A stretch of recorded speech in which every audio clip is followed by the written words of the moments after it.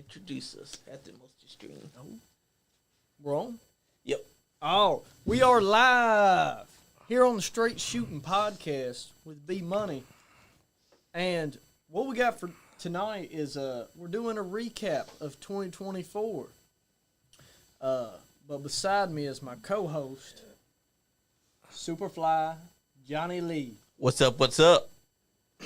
So, what did you think about the year 2024, Johnny? Well, the year 2024 brought the NiceGuyAndy podcast some good fortune because we started out the year bringing in Calamity Jane.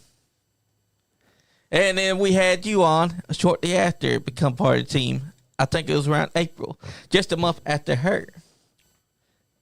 And then we had our match. So I'm telling you. So the podcast has grew. Oh, hold on. It sure has. The podcast grew exceptionally well. Well, we got ourselves on the TV. Yep, we do. What was your favorite podcast from this year? You got a favorite? The Chops. Oh, yeah, that was the second generation of Bmoney Straight Shooting episode. Yeah, dude, them chops were lethal. I don't know, dude. On lethal, live, man. That was one of the greatest moments in podcast history, Johnny. Thank you. That was one of them historic moments. You know what I mean? Exactly. One of them historic, like a Montreal screw job or something like that. Exactly. I knew what I wanted because Sean wasn't going to play ball and take chops from Austin. I was like, well, if he ain't going to, then I'm going to fucking man up and do it. One, didn't he? What? Yeah, he took one from Tough Junior, but they want him to do one from Austin, and he got cold feet on it. So I was like, well, if he ain't going to do chops from Austin, then I'm going to fucking do it. Johnny so then, stepped up to so then when Tough Junior offered to do it, I was like, yeah. But then I saw my opportunity because Sean was always scared of Tuffy's chops. So when they start suggesting Tuffy do it, I was like, well, fuck it. Have him do it too. And that's how we got the moment where he chopped the fuck out of my arm right here. Yeah, it was bad. I never, I meant to ask you for that. If you did you take pictures of it? Oh, I did. You took pictures of it after, like the day after? Yes. Oh, I got to see this. It was just thumbprint, though. Oh. But Tuffy Jr.'s left a handprint. I remember, I think I posted that to y'all. And it was down there good time, but Sean, for some reason, had his stay completely on his chest for weeks. Oh. I guess he has sensitive skin. Because I didn't feel a damn thing. Yeah. Even after the night before, our last. Hey, Chucky Smooth, what's up, brother? What's up, Chuck? Hey, Chuck.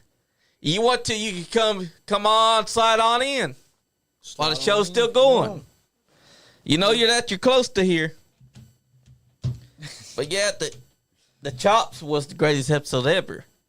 Like Sean, I knew that I wanted to see Sean get chopped. I gotta say though, my favorite guest of 2024, and this is, if anybody else, if I've done a podcast with somebody, I'm sorry, but Stan Sierra. Yes, the greatest. Stan Sierra might be my favorite person that we've had in the podcast. Exactly. We've had him on this year three times. Yeah. And he enjoyed every time that he was on. Yeah. Like he knocked me out inside the hallway. Yeah, that was pretty. That was during the time before my gimmick got stolen from me too. Because it was a week after that is when I got served these weird ass papers by Andy's lawyer saying that I could no longer be SuperFly John Lee or have my last name. And I became John. You also had a match. How did that feel? That felt exhilarating. To because get in the ring? Yeah, because when you're inside that ring, it's a whole different ball game. You're not just a fan no more. You have to actually entertain the fans that are around that ring. Yeah. And when me and Andy got inside that ring, we didn't know what we were going to do. In fact, we had a game plan, but he's nestled in his man cave. Give me a heads up next time. I'll swing you through. True that, Chucky. True that. But yeah, hey, Chuck's got a badass man cave. Nah. What I'll say, I've been. It's badass. Another one, Donnie Green's got a good man cave too. Chuck, though, every time I see Chuck post food though, Man, every time, Chuck, I just wanna ride over and jump through your window and exactly get some porklins. exactly. You know. But when we're inside that ring, when you're standing across from each other, it's a whole different ball game because now you got people that's on the outside of that ring watching you. Yeah. And that's a nerve-wracking experience because we didn't know if the plunger spot was even going to get over until we actually did it. Because a lot of things that happen, you got to make sure that it makes sense, that the fan's going to catch your attention. And if we had pulled out the plunger spot and done that, would the fans have loved it? That was a nerve-wracking experience, brother. I said, and I thought it would have been great. Put Nutella in the plunger. Yeah. But Andy was inside Rush. That's like getting color. Yeah. Yeah, almost. Chuck E. Smooth said, roll through anytime, Bmoney. Hell yeah. That's right. But watch. Shout out prayers for the north side. I feel like we lost somebody special. Oscar Smith, my uncle Shorty. Prayers go out to him. He was a very good man. But, that's right. To the podcast. Prayers for him. So what other podcast was who was the guy that we had on with Nick Himes the one time? Ronnie Kenny. Yes, man. A.K.A. Anonymous. Dude, this guy just comes in here. Looks like just your average guy. Yep. Average guy comes in here, and I think Himes told me that I'd really like this guy. Yeah. Okay, cool. So he comes in, and he has a guitar case, and I'm like, I think it was the first time I've ever been in while we've played live music too. And dude, he starts just going fucking balls to the wall in the I'm like blown away. I don't understand why he don't have more fame. Plus, he's got the voice for it. When he was singing, it was like a whole second gear kicked in. Yeah. And you could tell that he was feeling the music. Yeah. His fingers were playing the guitar like he'd never sat down before. And then you had Nick Himes over here trying to sing as well. Yeah. Even Ronnie Kenny got him into it. He's like, come on, yeah. If I play, you sing something for us. And Nick Himes starts singing, and it's a whole different experience when he sings. Yeah. That was a hell of an episode, brother. Mm-hmm. What about So Serious Black on Bmoney Straight Shooting, episode number 3? That was a good one too, man. I think we almost got taken down for copyright, but that's all right. That's all right. But it was a great episode. Yeah, some of the different characters and different people we've had in here is just insane. Exactly, and we've had NWA. Don't forget, last year was the year of the NWA because right after our match, July is when it started. We started having all the NWA guys inside here. We had Dirty Chris Hayes. We had the Patriot. Well, some guy that was supposed to be Patriot, but this guy comes in and he's not even wearing a mask. And I'm like, is that the Patriot or is this guy just claiming that he's the Patriot? And they're just joking. I'm like, is he really the Patriot? Could have been some random guy that they just pulled off the street and said, hey, we're gonna make you pretend to be the Patriot for a night. Yeah, and I didn't know. Dad or nobody ever told me that they was in WCW before. They never told me that. Exactly. I thought that was really cool because I was like, I think I asked the question. I was like, who's the stiffest guy you ever worked? And he said Vader, and I was like, what? Vader? What the fuck? Exactly. I missed a part of this story. Exactly, and then you had the other Hayes brother, Scott Hayes, get inside here. I think at some point we're gonna have to do another MWA. Yes, month. because we still got Casey Chaos to get on here. And we still got so much to talk about. Every episode we had, we ran out of time. Yes. Time was... Because, every episode's 2 hours long. And there's a whole lot to go, because we could do another NWA month. Yeah. And I set it for the same time that we did last year, for July and August. Yeah. And just have guys come in and tell more stories about that time. Yeah. Because a lot of people still remember the MWA. I think it's cool when the older guys get together too. Me what too, I mean? because they get together and they start telling stories, and it's just a great time to listen to. Yeah. And like we had Bobby Green Sr. in here. Something I didn't expect would happen, but not only did we have him, but we had Tommy Green. And we had the other Greens. And it was a hell of an experience too. Because not only that, you had Lexi Green finally with her family. Shout out together. Shout out to anybody that we booked this year. Shout out to all the fans for watching. You know, y'all are the reason we do this. Exactly. Yeah, anybody that came on the podcast this year, every podcast was just hit after hit, I thought. Oh, look, there's Mama Steele. Joy, What's up, Joyce? we got to get her book too. Yes, this is going to be a year where we get Mama Steele inside here. Because, you know, she's got to have some stories, too, from all that time. Watching the youngins wrestle and stands here and all that. Nana, we got to get Al Steele and Mama Steele in the studio. Yeah, because we've had Al Steele on here before. Twice now. But we never had Al Steele and Mama Steele inside the same room at all. But we will soon. Yeah. Hell, we should set that up for maybe March or April.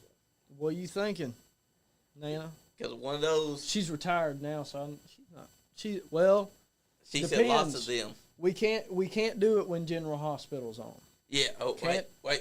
When's General Hospital on? When's General Hospital on? It'd have to be probably during the mornings, right? Or the afternoons. Because our show takes place at 8 p.m. Yeah. As long as those damn greens aren't coming. Oh. Oh. Shots fired. She don't want no greens coming to the studio when she's here. Who's your least favorite green, Nana? 2 o'clock. 2 o'clock. We're good. So we'll remember. 2 o'clock is when General Hospital comes on. You don't have to worry because our show comes on at 8 p.m. But we can also do 7 p.m. if that works better for you. Man, I can't fucking read. I can't read that. God. Bobby Green, that's more steel.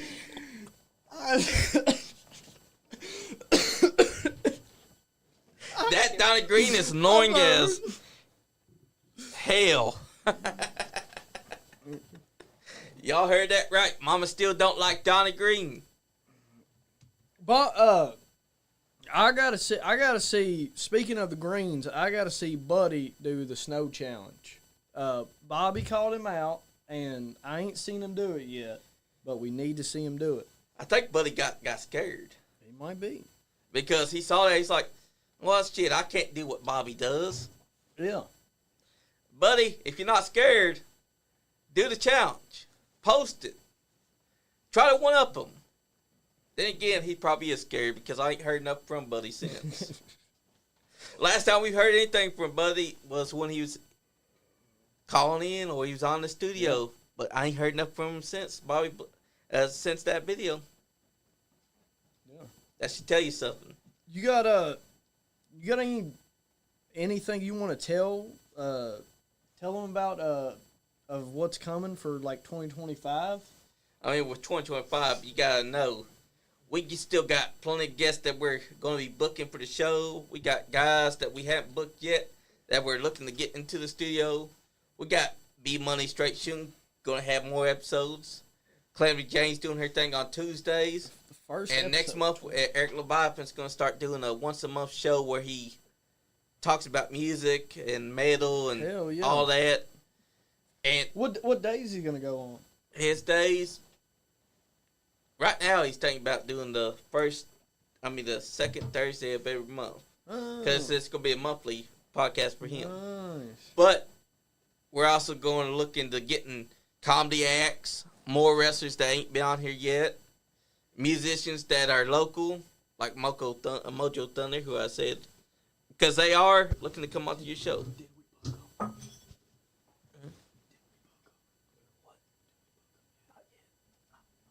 But we are looking, because they did say that they want to come on to the show. Band.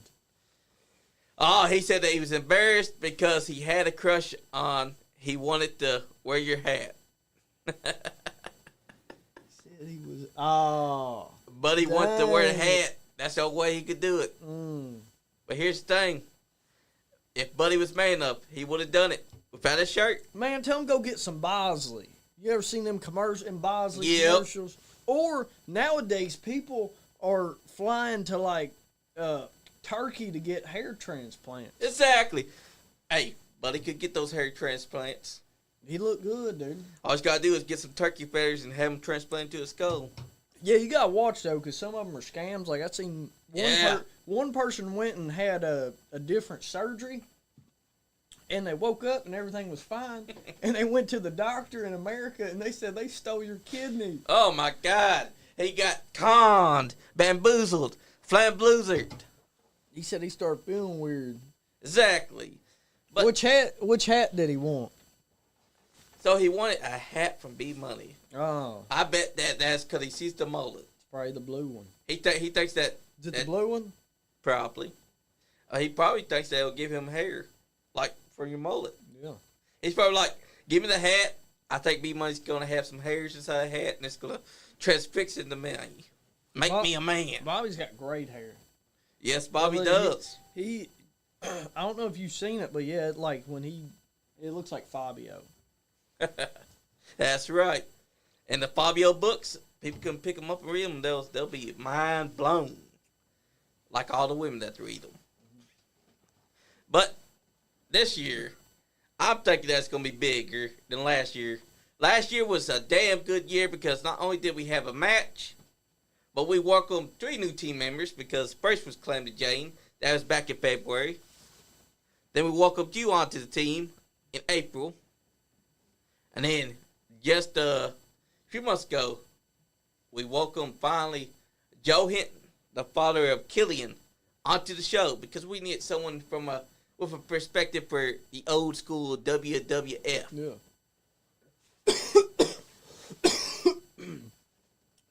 Hey, he's asking when you going to train, So baby on a bear. real, when are you starting training? I think you I can gotta do get it. my license. Yeah, you gotta get your license first, and then you get the training done. I think you can do it. I might go do that tomorrow. Because- I might go do that tomorrow. I might go get me a Yeah, physical. because I think you can do it because you got the build for it.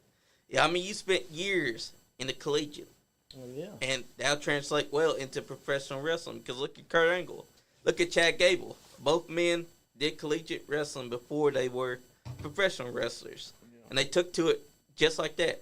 I think you could handle it. Yeah. Oh, yeah. Kurt Angle ain't nothing. Exactly. I'd rip his shoulder out. Exactly, because Kurt Angle, no. that could be your finisher. Bam. Breaking someone's shoulder out of place. Because you had done it before in collegiate wrestling. That was your signature move. Yeah. Tight waist chicken wing and the banana split. Exactly. It's hard to explain, but you stretch somebody's crotch out. Exactly. And they can't do nothing about it once they get stretched out. There's footage. Yeah, there's footage. Yeah, it should be on here somewhere. But I think that, Oh, dude, that's a really. Oh. hey, we already know that Tuffy Jr. is starting to train. Yeah, because- Tuffy Jr. Oh, stop firing on him, Bear. I'm gonna get pissed. What do you mean? Stop firing him. Bear is going to get pissed. What do you mean? Yeah, Stop what do you firing? mean? But you know, Stop. Oh, are you saying start firing on him? Bear is gonna get. Start firing on Dad. I think Braxton's already started because he's got gear ready. Yeah. He's gonna be the next Tuffy. I told Tuffy when we were at the show, I said, Tuffy, you're gonna have to watch out because Tuffy Jr. just might attack you just like Austin Diamond did Scott. And that could have happened because Scott Diamond thought that he was safe just because it was his son. Well, you know what they say inside wrestling? You can't trust your family because eventually they might turn on you. Yeah. That's what happened. Man, what is it? Dad, he's the bear. Ray the Yep. bear still. He's in hibernation mode. Exactly. He's probably asleep with his hand like that. He's got his little binky with him. He's just sleeping like an infant. Exactly. He's saying you're flirting with me. How is that flirt? That makes no sense. Absolutely none. Oh, shit. And it refreshed. Oh. Yeah, that happens with chat. Oh, shit. But, you see. Oh, wait. Oh, hold on. We had some technical difficulties. Yep, but Tuffy Jr. is starting to come back. Is starting to get his training. I think that if he does come to wrestling, you, Tuffy Jr., and Austin Diamond are eventually going to have to wrestle each other. Yeah. Who do you think would win that? You? I think you could pull Tuffy Jr.'s arm out of socket. No. I mean, yeah, they're big ass Oh. trunks, but you could do it. Bro. We're talking about 4 time. We're talking about 4 time. Exactly. 4 time. Collegiate. It's man, Tuffy Jr., that's my guy though. Yep. I tag Tuffy Jr. I don't know Austin Diamond enough yet, and I don't know. Sometimes he does some shady stuff like what he just did with his dad. So I don't know if I trust him, but if I got to know him, who knows? I mean, we sit down there and we Yeah. we had a good podcast that time. Yeah. Yeah, I felt like all 3 of us, we didn't know each other that much, but we still had great chemistry talking. So. Exactly. But here's the thing. If you were in Austin Diamond's position and you saw your chance, would you he was attack saying your because dad? I have the build. He said he was flirting with me because I have the build. No. Man, Every wrestler needs to build. I mean, I look like The Rock, bro. Exactly. And if you were in Austin Diamond's position, and your dad was trying to hog your spotlight. Exactly. Boom. I throw him through a flaming table. I fucking tacks, barbed wire. Yeah, Exactly. And now you understand where Austin Diamonds come from, because Scott, for many years, was hogging the spotlight. Wouldn't give little Austin the chance on the mic. So, of course, when Austin wins the Battle Royal and then Scott tries to interject himself to take the spotlight, what was he expecting to happen? Yeah. Because now Scott was on his way out. Austin's on the way in. Yeah. Because now he can wrestle in Kentucky. I knew what was coming. What if we get? You think we'll get Austin versus Scott Diamond? I mean, it could have happened, but Scott Diamond did retire last year. But he is having one more match at Doomsday Pro Wrestling against Simply Rick. And that's the simple truth. And I think that Austin and him are done. They're no longer on good terms after that. What do you think's next for Scott then? I think Scott's on his way out of the business. Like he said, that's his last birthday bash. Man, everybody says it's there. Yeah, that's true. I mean, even HBK. HBK retired, and what happened? Yeah. He came back 2019. Yeah, he had a legit retirement and then came back. Yep, 19 years later. Imagine that. He stayed retired for 9 years. And on the 9th year, he decided, I'm going to go to Saudi Arabia and wrestle a tag team match. And it ended up being the worst match ever because of heat. The heat is what messed them up. Well, they probably offered him ungodly amount of money. You know what I mean? Like they probably just something you couldn't refuse. And also the kids were grown up. And also, I bet Sean feels that he retired too early because of how long Triple H went. Yeah, I think that could be a reason. Yeah, but if you think about it, he said that he was retiring because he wanted to see his kids grow up. I think now was the time when he thought, okay, they offered me this much money. His kids are older, right? Yep, they are now. But I think that because the money was right and the timing was right, he was like, I can do this again. Yeah. Just give me time. I'll get in there. But because it was so hot there, because think about it, Saudi Arabia is not the best place to be. And he was coming back out of retirement, making his first match there in the most hottest place ever. And they were trying their best to make it work. But look, those look just like the pants Undertaker wear. Yes, the snakeskin pants.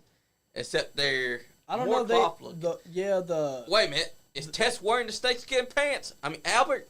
no. Oh, it looked like it. No, he's wearing like brown pants. We're watching the 2002 Royal Rumble. 2002 Royal Rumble. We got Godfather up in this bit with his dreadlocks. Don't forget he went by Goodfather as well. Yeah. And Goodfather he did not like at all. He hated that gimmick so bad. He literally was pissed off that they wanted him to be Goodfather. Because all it was a jab at the FCC. RTC was basically FCC. Because they WWF, they were petty. And they dumped him. Exactly. Oh, no. Oh, he ain't got his boyfriend Billy with him. The funny thing is that this whole gimmick only came about because somebody had to be high. Yeah. The gimmick was or basically it was a punishment. It feels like a punishment. Yeah, because then after the punishment, Ward ran his course. He got fucked over too. Yeah, Perry Saturn, he did. Actually, he's a dickhead. He made Moppy the most #1 over gimmick ever. He made a damn mop, something that could not talk. The most over thing that ever happened in WWF at the time. That's fair. Because that's how you gotta do it. If you're a wrestler and you're giving a gimmick that you think is stupid, you still gotta put your 1 hand in. And he made it work. Made it work. Because there's something special about it. Yeah. And then Moppy got chipped to the wood chipper. Mm-hmm. And that was the most saddest moment that we ever faced in the WWF. A damn mop being killed. All because someone was jealous over it. And then we lost him. Also, don't forget, he also whooped Mike Bell's ass for real. He said Al Snow. Yeah, Al Snow was. Big. I believe that. Al Snow was Scott Perry stories. And now Perry Saturn's getting choked out inside the corner. The saddest thing is that he also got punished because of what he did to Mike Bell. That's what caused the Moppy gimmick. Because he beat up Mike Bell for real. Because Mike Bell dropped onto his head by accident. And when he got dropped on his head, he started shooting on Mike Bell. Well, he was literally just slamming this man's head into the mat, slamming it into the outside post. And Terry was trying to calm him down. And finally, when she did, then he started working again. But it was too late. That's when they saddled him with the Moppy gimmick. And Perry went on to make that gimmick work because fans will latch on to someone that makes the gimmick works 100 times over. I mean, even fans were cheering for Billy and Chuck, even though their gimmick is punishment. Yeah. Because they... Who's calling me? Oh, are we getting a call in? I don't know who that is. It's from California. If they're going to call, they got to tell us. Stone Cold. Stone Cold. Stone Cold Steve Austin. Oh, that's the golden one. He stole my sequin idea, by the way. Yeah, he did. Because I got a sequin gold shirt, and he's over here wearing a sequin gold vest. And he's bald. Yeah. He even stole that. He stole that 100 years before me. Who's all watching What tonight? a cheat. A A lot of people. A lot of people was checking. Plus, you can see down here, a bunch of people are tuning in tonight. Oh, it says. Oh, they're gone.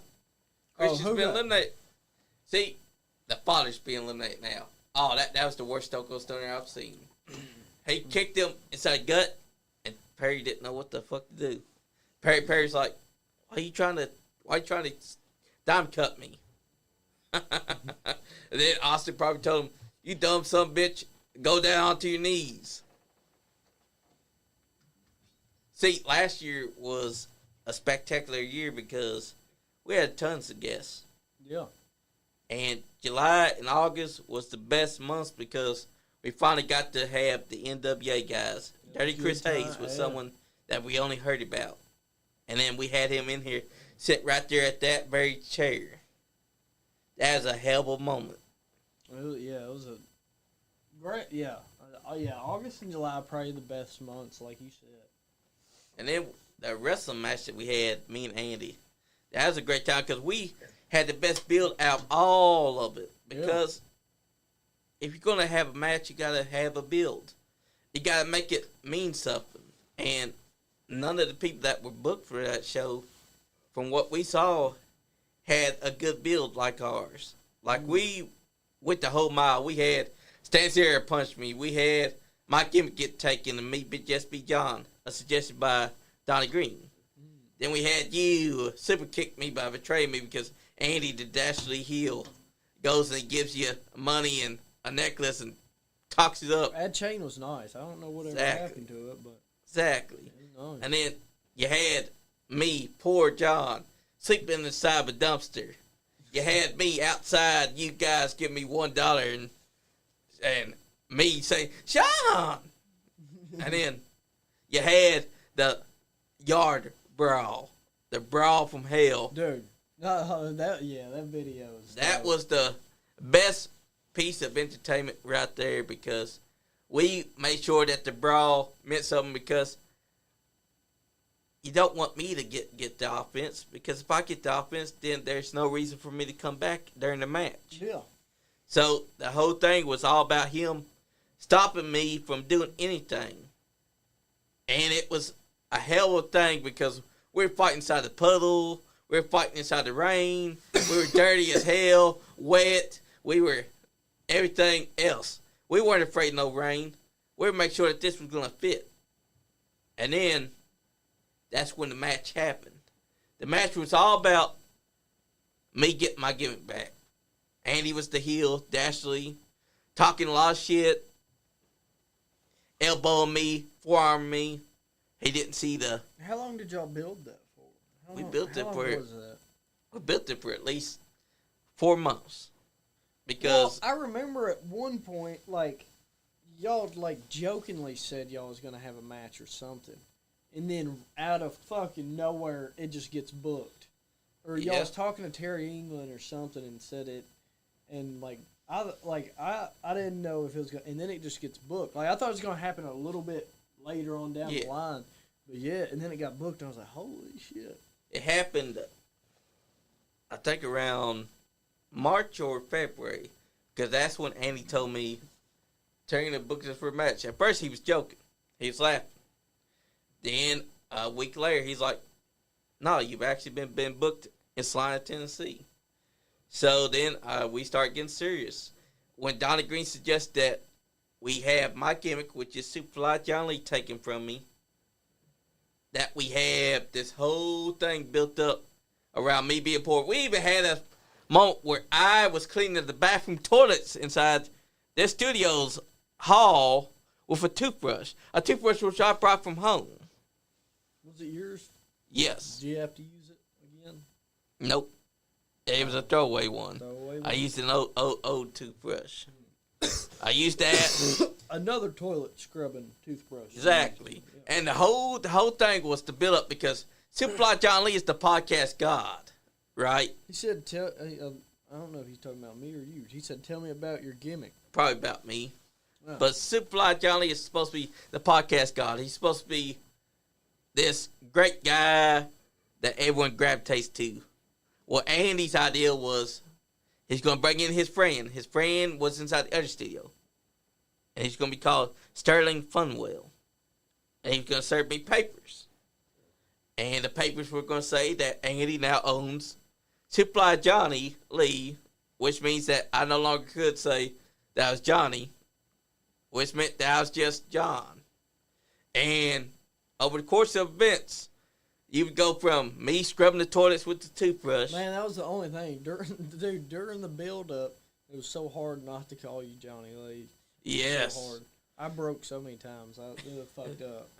Exactly. But it happens. But that was the whole point of it. That was a great podcast. I almost forgot about that one where you were shooting on each other. Yeah, because you were healing and I'm just John being forced to sit there because you made me have to stand and sit there with you as your co-host. And you're shooting on me, I'm shooting on you, and then you're shooting on the people that's talking shit inside the comments. Oh, yeah, I forgot about that, too. Exactly. Yeah. Bobby Green tried to call us boring. What he said? Boring. Man, fuck Bobby Green. Fucking, come on, fucking.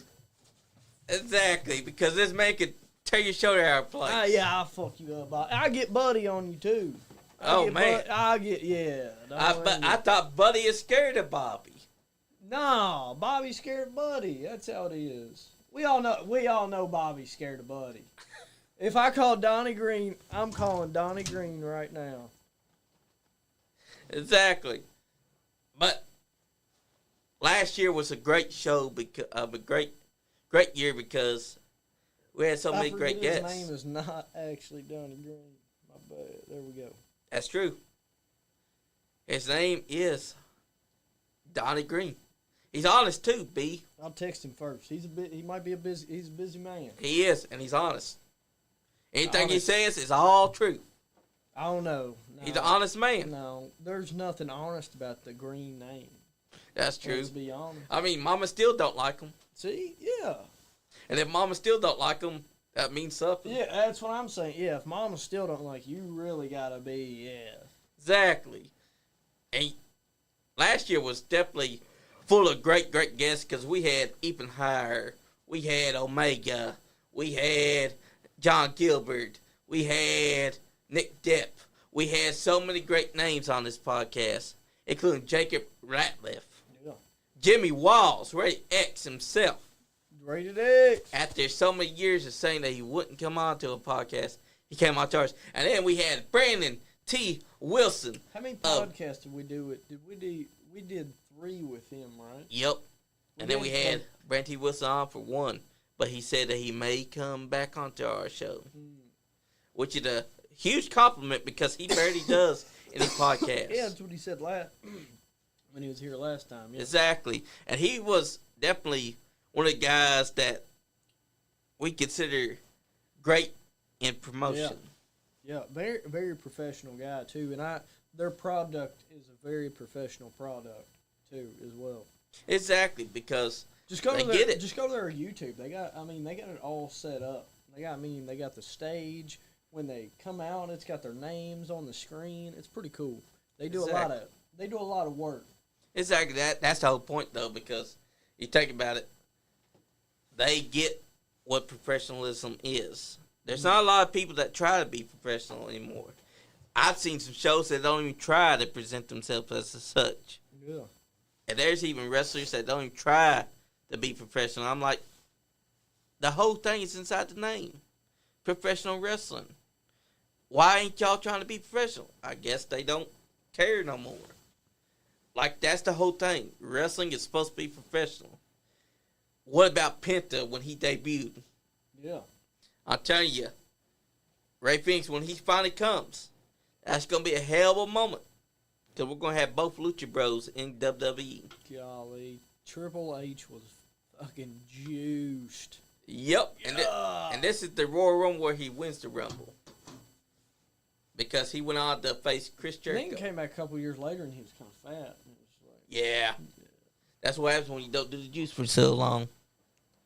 And look at that. Him and Austin going right at, double clothesline spot. What number are we at? We're about to do a choke slam. I remember this moment, the double choke slam moment, where they just look at his ass like, the fuck you trying to do? Look at him, he's calling them both up. Look at, he's got the arm drawn out. He's got the other arm ready. He about to choke slam 2 big men. They're both 6 foot something too. He's at least 5'10". Watch this. He got his hand around Triple H's throat, and now he grabs Stone Cold's throat, and now they both stand up, and he's looking at him like, huh? I'm supposed to be a superhero. Look at Austin. Austin's like, he said, who is that guy? Oh, they're both gone. Damn, get the fuck out of here. And that guy. Damn, right back on him. That guy's another guy that guy proves that no matter what gimmick that you're given, if you can make it happen, it's going to happen. Yeah. The fans will gravitate to it. The fans love the Hurricane. That's like the plunger spot that we did. Yeah. We didn't think the fans would like it. Then when we pulled that plunger out, I don't know. I thought it was a pretty good spot. Oh, it was. Cause I heard someone say, "Oh, of course the plunger." And it was part of the story. It was a callback to the story, so it was. Exactly. I thought it was a perfect spot for the match. Exactly. Would have been more perfect with Nutella. Yeah, but it was on such a short notice of getting the plunger though, so it was hard to find Nutella. Like we really were trying to find it. but that was not there inside the store. But we found a good plunger. We used it. The fans exploded. And then I hit him with that podcast elbow after the clothesline inside corner. My favorite spot is me hitting the running knees, which I will never see because they didn't let Parliament Cam film from a good direction where you can see the actual double knees. Oh, yeah. I can only see me hitting them with Andy's back to the camera. So I can never know if I hit him good. But that was a great moment because Andy didn't expect me to start laying into him. Like, I thought to myself, fuck it. Because Andy inside the middle ring is like, I don't know what else to do, Johnny. So I was like, fuck it, I'm going to just lay into this motherfucker. So I start hitting him for real. Because you got to do what you got to do to make it look good. Yeah, you got to make it look real. Exactly, because he was saying, I And don't know what to do. the way to make it look real is to make it real. Yeah. So I was hitting him. I throw a kick at the stomach. Then I get him to the corner. I Irish whip him into the other corner. Run up, clothesline him. Elbow drop. 1, 2, 3. Because that's how I improvised the ending. Because originally the ending was supposed to be a big splash. But it was also supposed to be a people's elbow. But then we had Terry wanting to do the big splash. So the big splash came earlier. And then we hit the elbow drop. It was an awesome moment because the fans actually enjoyed every bit of it. We thought that we were going to shit the bed. I seen something that Sean put on here. Sean, if you're watching, which you're probably not, but get your Sean. I seen him say Rock over Austin. Rock over Austin? I seen it in the comment section. He put Rock over Stone Cold. Hell no, Can because you believe that? I can't. Because Stone Cold Steve Austin came. We're going to have to take him to podcast court. Yeah, because how can you put The Rock over Stone Cold Steve Austin? Mr. Perfect. Another great man that never was world champion. Yeah, great. And look at him. He's catching things perfectly. But we lost him in 2003. I always loved his finisher. Yeah. The perfect flex. Yeah. A.k.a. a fisherman. He hits it so clean. It's so clean. Yep. It's He so also beautiful. did it on Big Show. Yeah. Like, it's a sad moment when we lost him because we lost him a year after this. What do you 2003. think about Raw going to Netflix? Man, what I've seen so far, it's so much better. Oh, it is. We got Man. drone shots. We got presentation that's superior. We got talent getting the much needed attention. Yeah. I can't believe that we got Penta after years after years after years, I and they wish- allowed him to speak Spanish. See, but here's what I didn't like was that I don't know, he should have came in on the Rumble. I don't think he should have debuted on Raw like that. Great match, by the way. They could have had that that would be a great WrestleMania IC title match. That's true. But if you think about it, they were already hinting that he's debuting this week. Yeah. Because the and week they already before, when they put showed his the merch logo, on there. it had Penta. Yeah. And people, So it's like, why give it away though? They could have thrown him in the Rumble. oh, you know Unless why? they Did you see that they have replica masks? Yeah. That sold like hotcakes. Yeah. Oh yeah. Yeah, that makes sense. And also because they were inside the perfect place too. Because did you hear that crowd? He had a bunch of Hispanic fans, his family. Everyone was there to see Penta. They all knew who Penta Jr. was. Apparently, I don't know if this is true or not. I keep seeing it, but I haven't seen a lot about it. But Ray Phoenix went to Jack Perry's house and attacked him or something. That's a made up story because I ain't really seen it. I keep seeing it. And I I'm keep seeing it, but it doesn't sound. It don't sound right. You know also what I mean? because Fightful Select, they ain't got it on theirs, and they're using that as He'd they're be using in Fightful jail. as a That's like- source. That's trespassing and assault. Yeah. He'd be locked up. Plus, Tony Well, they're Khan be saying he scared. did that to get out of his AEW. There's a lot different things you can do to get out of a fucking contract. Exactly. Go to somebody's house and assault them. It's Go to Tony Khan's house and assault him. Yeah. He'll show up the next week and be like, I feel for my fucking life, so I fired him. I mean, CM Punk didn't have to do that. CM Punk just lunged at him for a moment and said, this company sucks. I quit. You're a fucking joke. And then the next week, Tony Khan's like, I did not fear for my life as much as I did that night that Phil Brooks lunged at me. I fired him. It's done. It's up. But guess what? He's the new Vince McMahon. You want to know how? Yeah. The contract stuff. Yeah. Because he holds back on the contracts. He adds time to it. Yeah. He stops them from leaving. Yeah. He makes sure that they are always with AEW. But he never uses them. He refuses to use them. Yeah. Ricky Starks is a prime example. Ricky Starks, friend of Cody Rhodes. He was hot, too. Like, it wasn't... Man, I don't know. And also, they took away Big Bill. What's on... So, honestly, sit here and think, 10 years in 2035, will AEW even be a company? That's a... Whew. I think that there'll be a company as long because eventually... They're not going to run out of money, but they're not going to be on TV. Like, they're going to be, you know what I mean? Like, eventually, like, it's going to be, like, just dissolve, kind of, I think. Exactly. I feel like there'll only be a company as long as Tony Khan does get bored with them. Well, the TV company will be like, well, this is awful. That's true, too. If you're losing money, then no. Yeah. And also, think about it. Cody Rhodes was the prime reason why. How much longer can they lose money? Exactly. And if you think about it, Cody Rhodes was the prime reason why they were doing so good. So good. From 2019 till 2022. So good. It was better than WWE's product yep. at the time. But then 2022 comes around. Cody Rhodes leaves. Yeah. Then there's talks of him going to WWE. I think that AEW dropped the ball when they let Cody Rhodes rock. Yeah. Because Tony Khan could have offered him more money, but guess what? Well, here's my thing. I think something happened and we don't know. Yeah, because in the NDAs. And because in Cody's documentary, that's exactly what he says. Is like, I can't say. Oh, but they threw Cody Rhodes underneath the bus. Yeah. Last year, and Cody Rhodes mentioned this. He's like, I don't know why they do that because I've never thrown them underneath the bus. If they keep on doing that. Cody Rhodes eventually going to say, you know what? Fuck the NDA. I'm going to explain exactly why I left. Well, you kind of can't say fuck the NDA, or you get a lot, or like that's you true. Have to pay a bunch of money. But also, I think they only last for like a certain amount of years or something. I don't know, but I don't know if it was big enough to where like an NDA was signed or anything like that. But I think there was definitely like an argument or something. Yeah. Something between that made him leave. You know what I mean? They took the power away from the wrestlers. The wrestlers at one point was being the creative, and then before 2022.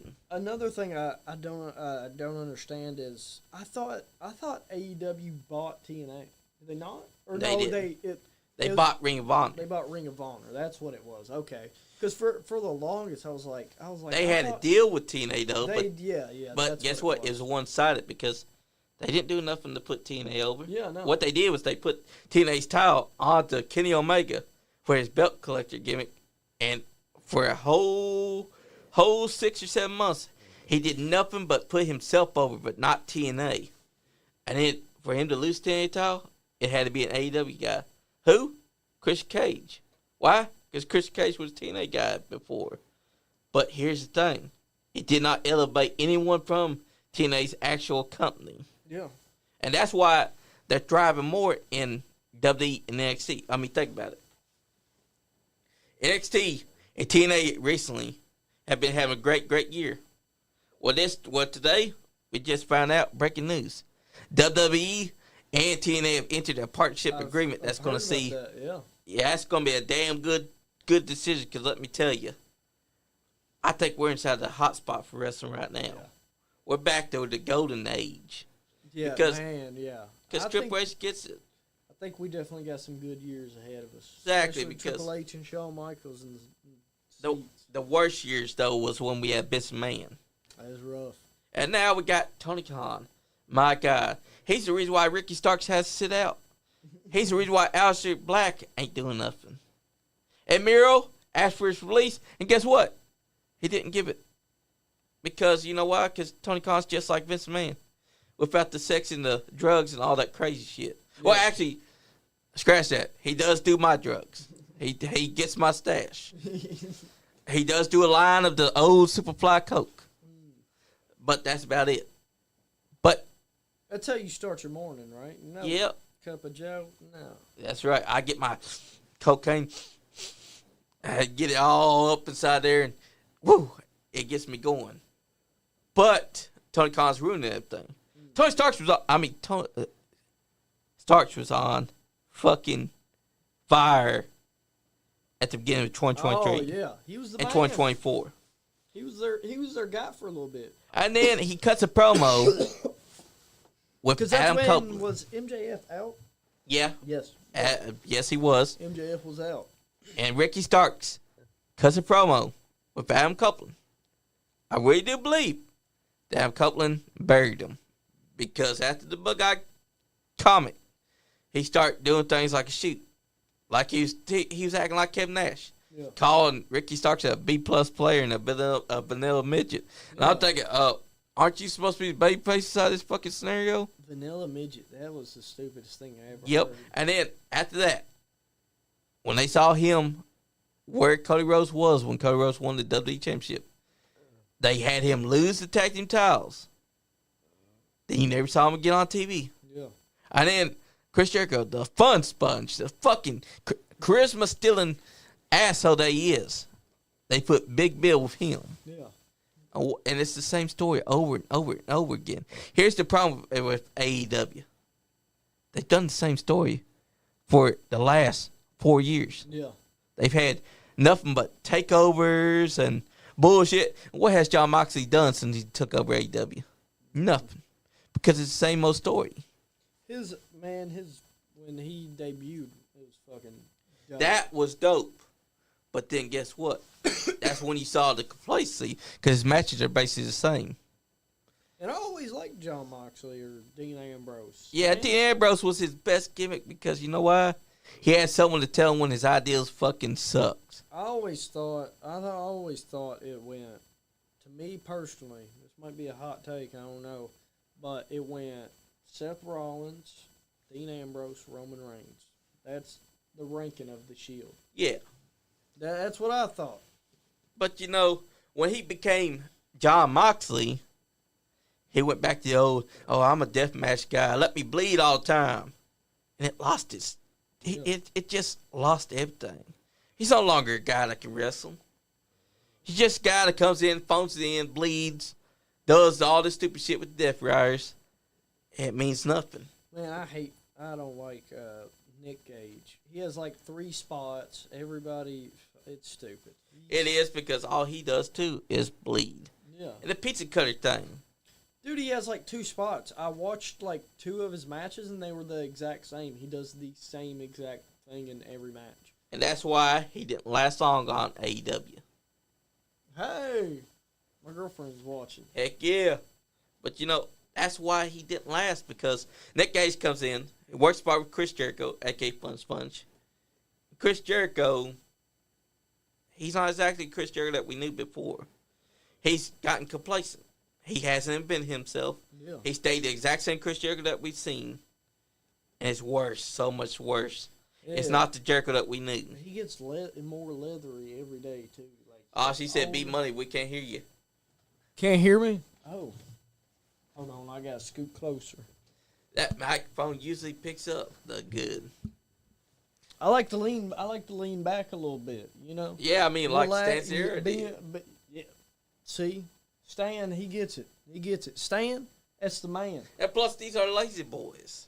Lazy boys are for sitting back. We do it bougie out here in the podcast. Well, that's right. But, you know, my biggest thing with AEW is that I loved it from 2019 until 2022. It's ironic that Punk shows up September 2021, and then by mid-2022, you realize the Elite never really wanted him. After they were talking all that shit about, we'd be so happy to welcome CM Punk in. The whole time, they didn't want Punk in. Tony Khan brings him in, and then the problems start. The cracks start showing because, Adam Page comes out there, he's like, I'm here to save ABW from you. You a dirty-ass bitch. I'm here to save my company from you. And you can see from Punk's expression that Punk's like, this ain't what we fucking rehearsed to do back here. What the fuck are you talking about, Hangman? And you can see where the problem started. Right there. You should have known. When 2020 began, it was all downhill. I got a question for you, Johnny. Do you think that 2025 is going to be as good, if not better, of a year than 2024 was? I think 2025 is going to be a damn good year because WWE is picking up steam. No, I'm talking about for the podcast. Oh, for the podcast? Damn sure think so. You think it's going to top last year? It's going to be hard. It's going to be a hard top, but I think we can make it work. I think we could do it. I think all we need to do is keep our momentum going. Yeah. And if we do get booked for a match in Salina, Tennessee again, we'll think us up. Who knows? Bmoney. You might actually get to wrestle. I might. Oh, you don't need a license down there. Exactly. Plus, Tuffy Jr. might be your Might be partner. my tag partner. Exactly. Yeah. Or you and Austin Dunn might end up really had the fight. Yeah. Oh, I thought she was gonna say tagging. Yeah, you're right. Tag. That would have been good too. Listen, it keeps looking like it. Hey, it's all right. Every time I look over, I feel like it refreshes. I don't know why. Yeah, it likes to refresh a lot better. What was we talking about? Austin Dye. Oh yeah, Austin Dye. Yeah, I don't know. Yeah, I'm not. So I don't know if I can trust him. I don't know if I'd join the cartel, especially not now without Scott there. Man, Scott seemed like a great guy. Exactly. But then you think about it in wrestling, you never can count on anyone because think about it. What's Stone Cold Steve Austin's motto? DTA, don't trust anyone. Don't trust You can't trust anybody in that exactly. locker room. He couldn't even trust his own son. You're all fighting for the same thing. Exactly. Yeah. And his son not only clotheslined him, but picks him up and pile drives him down onto a chair. Onto a chair, man. And Frank the Tank, who was always... How old is Scott Diamond, by the way? He is 60. 60 years old and pile driving him. Yep. And also he had Frank the Tank, a.k.a. the Dime Cartel's most loyal enforcer. Yeah. Take a fucking cane to his head. It was a cane? It looked like a golf club for a second. No, it was the cane that Scott Diamond used. I was kind of confused. I mean, look up there. It was like one of those. Yeah. That's what he used on Scott Diamond that night. Scott was bleeding like a stuck pig. I tell you what. Oh, man, right here. Here goes. Perfect flex. Kurt Angle and Mr. Perfect. You know, Brock Lesnar once fought with Kurt Angle on a plane. Yeah. It almost killed them all. Almost killed them all. Also, that was a great episode of Dark Side of the Ring. Yes, it was. Great episode. Don't forget that Undertaker once choked out Kurt Angle while they were on a plane because he was sleeping and him and Vince were rolling around fighting. And when Undertaker woke up, he thought for sure that there was a shoot going on. So he grabbed Kurt Angle from behind and put him side to side, rear naked, choking. Kurt Angle had to explain to him, Taker. And Taker let go, and Taker said, yeah, as long as it was just playing around. And imagine that, a 6'10" guy. I like the story that Kurt Angle tells about Vince. He says Vince calls him into his office one day. This was when he was on drugs real bad. And he's like, Vince like takes his shirt off and is like, you want to fucking fight? Let's fucking fight. And then so Kurt Angle got high or something and sent Vince like a bunch of voice messages or text messages. And they were like, look, I want to fucking beat you up. I'm going to kill you. Fuck you. Like stupid, like just kept sending them. Didn't know he sent them to him. So he was like, didn't know like if he was really going to have to. I don't think they ended up fighting, but yeah. Vince challenged Kurt Angle to a fight. If there's one thing that I can say about this man that doesn't involve his shitty behavior. That motherfucker's got balls. Yes, he does, because he once was talking about fighting Frank Shamrock. Who was it? Fucking Gronkowski. He's a bitch. Gronkowski's a bitch. He was supposed to do a spot in the 2020 WrestleMania, and he wasn't even jumping that high. How far? Maybe 20 feet, and he was going to land on a crash pad. Even Vince McMahon done it himself, and Gronkowski still wouldn't do it. Pussy. Exactly. because Gronkowski is the biggest pussy there. Because Vince, I will say that Vince had balls of steel because he think about it. I think he did Sean Zipline. He also did Owen Hart zip line. Yeah. Before Owen Hart. And he like Vince Man said, he wouldn't put his wrestlers up to do something that he wouldn't do himself. Gronkowski showed what a pussy was that night. Yeah. Because it wasn't that high up.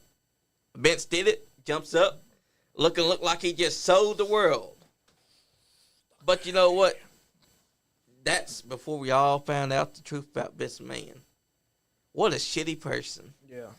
Because, he had a genius intellect for wrestling. He wasn't the best guy alive. Man, can we talk about how good Triple H was from about 99 to like 04, 05-ish? Yep. Because 1999 is when he finally won his first WWF championship. He owned that big gold belt. And look, he's got gold on Now, to he the back did of have him. some prime years with DX, too, I will say. But I don't think his Hunter Hearst Helmsley is his best work. It wasn't because he was still doing his gimmick that he was in WCW. See, I never really cared for that character, the Hunter Hearst Helmsley. Never liked it. And then that character evolved into the character that we knew, Triple H. I think I don't know. It's hard to beat Austin, but one of the most badass characters in the wrestling universe. Exactly. The game. Exactly, because the game was the best one to have. Because Triple H, he got it. Let's see. Triple H was the man. Also, people try to denounce him. What people don't understand is that Triple H wasn't WWE champion before he married her. I wonder what Cornette says about Penta's debut. Oh, he was ecstatic about it. Oh, he liked it? Yep. No way. He actually liked it. He praised it. Actually, let's listen to what he has to say. Brian, would you like to talk about the big debut? Listen to that excitement. Yeah, this is the big story everyone was talking about with Raw. Folks, this is Jim Cornette that we're listening to. It was Aldo. Jimbo the man. Adam Pearce, whoever. Get the best luchador that you can find, the greatest luchador in the world, and put him against me. I'm going to fight him. Oh, man. He's got to come out of the outhouse. And he's getting the Kurt Angle, you chant. I can already tell he's about to turn into him. Oh, my God. For obvious reasons, because, it's very reminiscent. And then comes the big reveal that they even said was an open secret, like anybody would know this was happening. But the blackout, and then the... And he also walked out like a cunt. And then the Zero Mito. I'm going to tell you this, Bmoney. Nobody does a cunt walk like Penta. When he comes out and he's doing that cunty walk, that man is on his... Shinsuke's pretty cool. Yeah, he does it too. His is samurai though now. Calling Chad Gable Brett Gable. Brett Gable. Bret Hart. Because I know, and no, I'm not saying he's just... I'm not saying he's bad as Tom McGee. That's right. But everybody's talking about this great debut, and we can talk about this in a second. It is a great debut. Chad Gable is the one that made this debut great. He did. I'm sorry. That's Can true. you explain that for the listeners who don't understand the reference, the Tom McGee Bret Hart match, what it means? Well, and we've talked about it before. Well, I kind of figured that they'd say that. Yeah. Because it's true. Chad Gable was part of the reason why that match was great. Because you got to have the great wrestler to debut with. Yeah. And he gave Penta one hell of a chance to make himself look good. Major fumble. Oh, here we go. We got the match. Look at that. Look at that man with that face. Look at how angry he is. That scowl. Also, let's talk about how great Kurt Angle was. Man, Kurt Angle does not... Kurt Angle's top 10. Fuck off. Kurt Angle's top 10. That's right. And look at that. Look at that entrance right there. That's a fire entrance that Penta's got going on. And people were dissing on his new theme song. And I'm thinking, what the fuck y'all mad about? That was heavy metal. And it fit so well with the aesthetic that he was going for. I mean, look, he even had a mask over his mask. Did he just have like a? Oh, okay, yeah. Yep, he had a mask over it. Oh, look at that! Look, that cunty rock. Now he takes it off and he does a cunty walk again. The Diddy walk. Yeah, Diddy got fucked. Diddy's an asshole. Diddy and Vince McMahon. Imagine what would happen to both of them when they're in prison together. Look at it. Wait, who did we just say? Vince McMahon and Diddy. Diddy, Vince McMahon. Imagine this podcast. Vince, Diddy, Andy, and R. Kelly. Oh my God. That would have been, oh shit. That would have been wild. A lot of baby oil. Yeah. A bunch of baby oil. Like 1,000 gallons of baby oil. Dude, how did he, man, I don't even want to know. Dude, the picture where all the baby oil was just lined up, man. Yes. Brother. Freak off. That's the best part is what he called the parties. Freak off. Exactly. Freak off. Also, if you look at his Diddy dance, tell me there ain't no gay man getting fucked. It's so on the nose that it makes me sick because it says that he's openly mocking us because he's doing these things, and we didn't know because he's making it into a humor dance. He hit it for 30 years, or almost 1,000 gallons of baby oil laced with drugs. How do you? Who does that? What do you need? Where do you go to fuck? And they were the big. Oh shit! They were the big bottles too. Yeah, Big fucking bottles. And Kanye bro. West. Kanye West is scared to come back here. Why is that, Kanye? He Yeah. says because of Diddy thing, which means he might be in on this shit. Do you think he's part of it, or do you think he's like, I don't know, or he wasn't, or Diddy could come for him? You think Kanye's got some dirt on Diddy? I think so. I think so as well. There's a lot of celebs though that fled when Diddy got taken to court. Ashton Kutcher and Mia. Yeah. I can't say her. I don't know how to say her last name. Fucking she. Mia Khalifa. No. Oh, Mia Goff. No, from that '70s show. Jackie Oh, from that Mila 70s. Kunis. Yes, yeah. Yeah, her and Ashton Kutcher were married and they just split up after, because apparently she seen a Diddy tape. Oh, shit. And her and Ashton Kutcher split up. That's pretty insane. Diddy, They don't say that in the documentary. But yeah, it was weird though. Ashton Kutcher and Diddy were close because in the documentary it showed Ashton Kutcher and Diddy. And there's a lot of stuff like they're of course friends, which is weird because Ashton Kutcher like fights or is like has a whole organization about like trying to stop sex trafficking in Hollywood. That's so fucking weird. So weird. It's kind of like he's mocking us. Yeah, was he? Because he's doing all this sick shit, and he was using mockery to make us think, oh, he's a good guy. In reality, he was the devil in disguise. Yeah. And he was doing these things that were so bad. Yeah. Now, all these celebs that were on his side, they fled because they know that the police will have lots of dirt on them. I ain't heard nothing from Will Smith. Exactly. Not since that man decided that he was going to slap Chris Rock, and Chris Rock no-sold it like a man. Yeah. Slap right across the face. And all he's like, Will Smith done come up here and slap me. And then after that, he tore into Will Smith just a couple months later. Keep my wife's name out your fucking Imagine mouth. defending someone who openly cheats on you, brags about it, and you're over here slapping a man because you want to defend her Dude, now he after she's is- done all that to you? Man, he ruined his career. Oh, he did. Well, she ruined his career. She did. And he didn't see it until late. No. And then his kids are, like, just stupid. Yeah. I Fucking didn't like stupid. Willow. I didn't like Jaden. Yeah, either. Jaden, he's a weirdo now. And he was in The Karate Kid, but it was... It was the worst remake. version of the Karate Kid because Yeah. I prefer the original Karate Kid series. Yeah. And we got a new movie coming out. Yeah. It takes place... I don't know how I feel about it. I'll tell you what it takes place after Cobra Kai about, I think they said 6 years, 3 years. It's after that, and I think I just love Cobra Kai, and I love the character so much I do too. that it's just stupid. Why? I want to see Robbie come to the movies.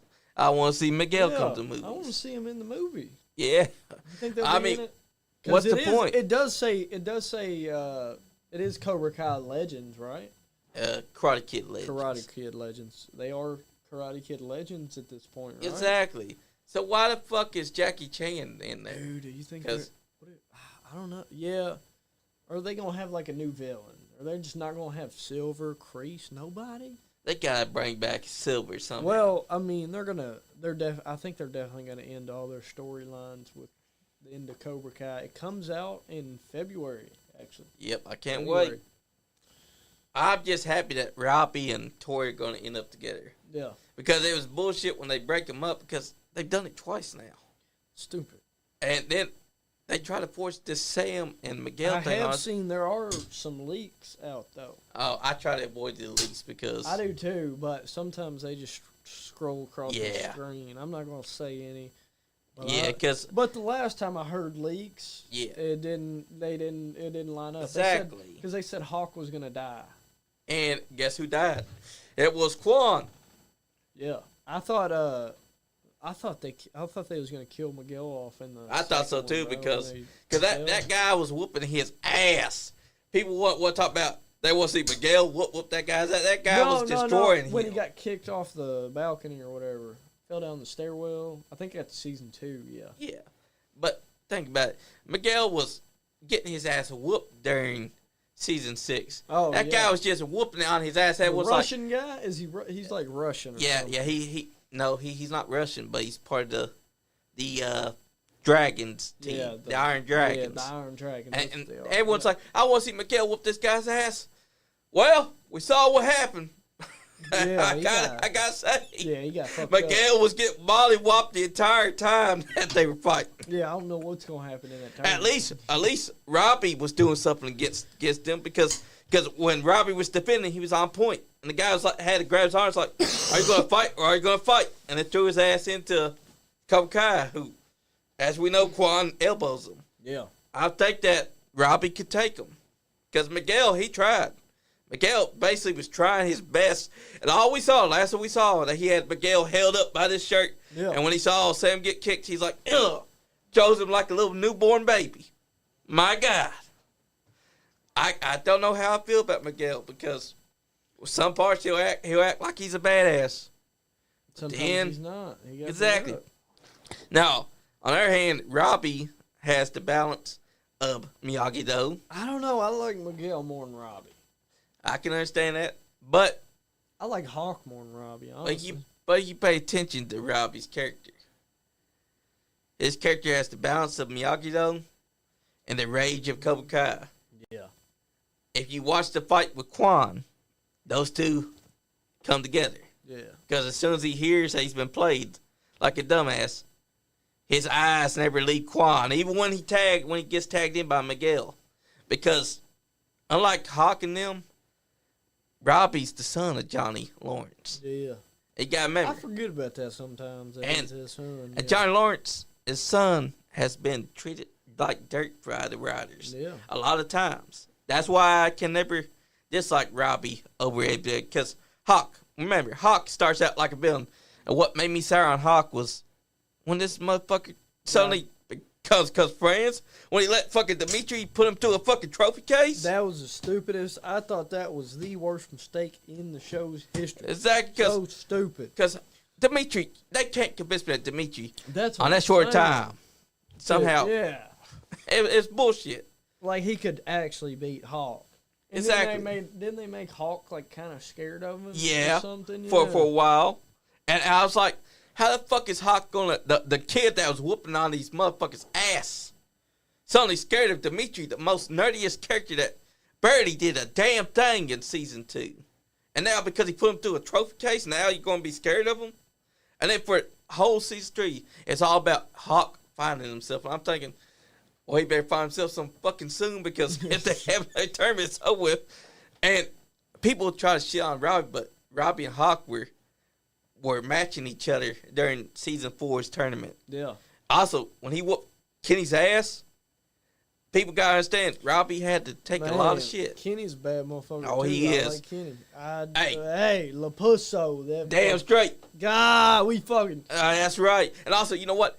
Fuck Hawk and Dimitri, because all season 6, when Kenny was finally inside the tournament, what did they do? They tried to say Kenny was there as Terry Silver's spy. Yeah. They could have fucked that whole thing up by having people turn against Kenny. And then Hawk got actually had a run-in with Kenny earlier in the show. He when he was younger, was in the bathroom and seen his Cobra Kai hoodie and was like, "Take it off!" All right, fucking was about to beat him up. He was just a little kid. Exactly. And now look at him, Kenny mollywopped. Mollywopped that team when he got tagged in. Yeah, Not only did he whoop the guy's ass, but then he rolled and he did a fucking uppercut. He hit the silver bullet on him too to qualify. Yeah. For the thing, yeah. Yeah. And now Quan's dead. But you know what? It's Quan's fault because Quan was full of anger. As soon as he saw that knife, because he was pissed off that he could not beat this Iron Giant son of a bitch. Yeah. So he grabs the knife. To him, he thinks, all right, after this move, I'm going to stab this motherfucker. Well, what we saw was Quan made one critical error. Instead of paying attention, he decides, I'm going to try and kick this motherfucker before I stab him. And what did the guy do? The guy's defense kicked in. Kicks his leg. Quan, like an idiot, his arm's already going down this way because he's got the knife. And on instinct, your hand's going to be moving. Yeah. And he stabs himself. He died, and guess what? Guess who's going to feel the effects of it? Axel. Yeah. Because Axel's going to believe that it's his fault. Yeah. So I could see that coming into play for season 6 final episodes. Don't bring a knife to a karate fight. Yeah, especially. All because you were getting your ass beat by this guy. Yeah. This guy was literally outmatching Quan at every step of the way. And what did Quan do? He gets hit into that camera, and the first thing he thinks is, who you think's beating that guy? Because they're definitely going to have, I think it's going to be Miguel. They're definitely going to have somebody beat him. You know what I mean? I think it could be Robbie. It could be Robbie. Because think about it. Because he's got that anger of the Lawrence. And Johnny Lawrence, he's proven more often than not, if he's outmatched by someone that's bigger and stronger than him, he's going to come back. Because look what happened in season 5's final episodes. He was whooping on those guys that's supposed to be a top dog sensei's asses as soon as he saw Carmen's baby photo. And he kicked into high gear. Same thing happens when Robbie's mad. That balance of both Miyagi-Do and Cobra Kai comes into play. And if you think about it, we saw Miguel, he's getting his ass whooped. That actually surprised me. Yeah. Like he tells him, try to shit on me, and next thing you know, gets knocked the fuck out. Yeah, he got fucked up, dude. He got wrecked, man. So the only way I can see Axel losing is if Axel lets what happened to Quan affect his mental state. Yeah. Because that's his first time seeing a man dead. That's also the first time that the other kids seen someone dead. And also, you knew that Terry Silver and Kreese were affected by it because they had flashbacks to the Vietnam time. When they heard his scream, they were staring like they had experienced a flashback. So now I'm thinking Axel's going to be thrown off his game. Him and Robbie's going to resume because remember, we're still on their fight. It's going to be sad. It's ending. Yeah, because it's been a hell of a show. Yeah. We've seen these kids grow. When Robbie first appeared to the show, I didn't know what to think about him. I want to smack the shit out of him. Yeah, but because they made him whiny for some reason. Yeah. They didn't make him like Johnny. He was like a cranny. He was like I don't know. He was just a little bitch. Yeah, because they wrote him that way, and it was different from Johnny. He was basically like Daniel 2.0. Yeah, and then as season 2 rolled around, he was different from Daniel. We started seeing more of that Johnny Lawrence inside him, and then you see. My thing is, why the fuck did Miguel think that while he's got a man-sized armbar, the son he let him go and say, I'm sorry. Did he think that the fight was going to stop after that? I don't know why. Yeah, he hesitated. And if you think about it, he started that fight because Robbie wasn't doing anything. Next thing you know, Miguel comes in with a kick. Robbie ended up fighting him. Robbie's he's got the Lawrence temper. So just because you say, I'm sorry, it's not going to stop. Yeah, but we're forgetting Miguel's Cobra Kai. That's true, too. But then Miguel. He don't got that temper like Robbie. He sort of showed it in the first season. Yeah. But not really. Like at the end, but he wasn't on Robbie's level. Exactly. And then Robbie went to jail too. Yeah. About that.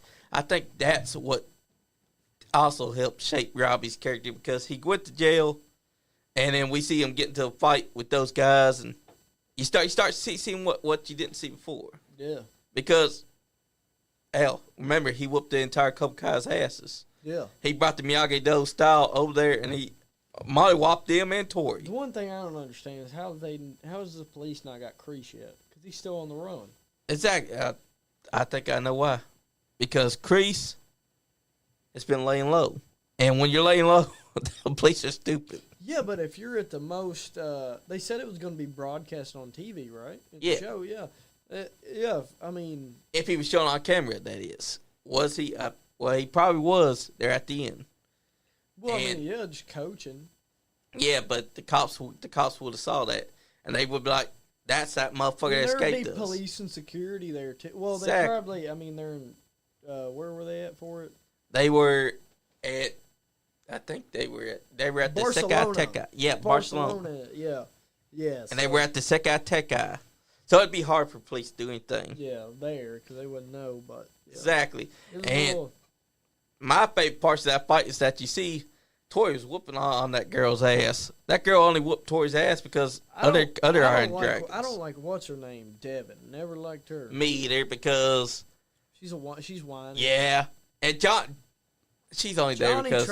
She's only there because Johnny. Yeah, because Johnny, he treats her like a daughter. Hate to say it, but his fatherly instincts kick in every time she cries or whines about something. And he's babying her, and I don't know why, because man. I try to like her. I mean, I thought that it was cool with her and Kenny at the end there, though, when they were tag teaming. Yeah. But for all that, it's like all she does is cry. Yeah. And Johnny has to step in and try and pep talk and help her out. Like you would think that she would have gotten and understood when they were first meeting each other, when they first met each other for the 4th season, 5th season, whatever it was. Whatever the fuck it was. It's like she always whines, even before she joined Cobra Kai, even before she joined Johnny's side. That's how bad it was. Yeah. And then Kenny, I mean, they had it right to have him say, I thought that was pretty cool that you targeted me because you saw me as Strait. But if I was Kenny, I'd be like, bitch, you had me hating on someone that I already hated on for the first time that I met, and now you had me almost break the rules. Had me shit all over myself. Exactly. Too, yeah. And then that guy almost shit on him. What's up, Donnie Green? Donnie Green, what up? That's the man. But that's the truth. Man, we're just if you're just now tuning in, this is we kind of got off topic. We're talking about Cobra Kai, but this is the 2024 recap of the Nice Guy Andy podcast. Sure is. But, you know, it's the truth, And though. Donnie Green was shout out to Donnie Green. That's and like right. I said earlier, shout out to the Green family for they made in MWA month in a way. Yes, they did. Know?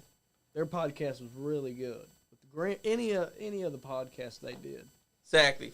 Oh, but Mama still don't want them anywhere near her where she comes on. Yeah, no. Who'd she say she didn't want on? Donnie Green. Oh yeah, she said. So I asked Mama Steele who her least favorite Green member was, and she said that Donnie Green. Man, she said that Donnie Green was annoying as hell. Look, I know he's about to say something. Exactly. But that was a great show, a great month. 2 months, actually.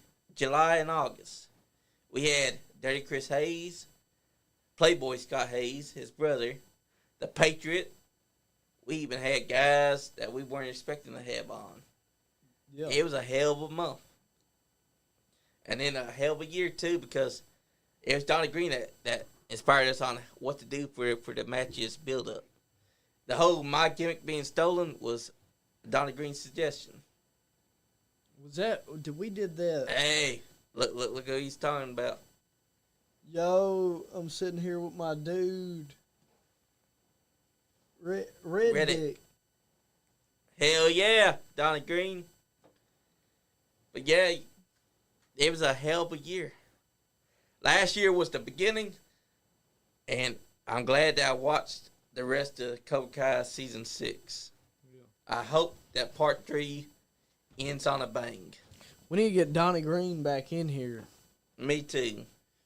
Donnie Green, who would you like to be on a podcast with? We can have you with a guest, or we can have you by yourself. It don't matter. That's but right. If there's anybody you would want to be on the podcast with you, let us know. Exactly. Because I'm telling you, if you're down, 2025 is going to be a big year. Big year. We got some big things planned.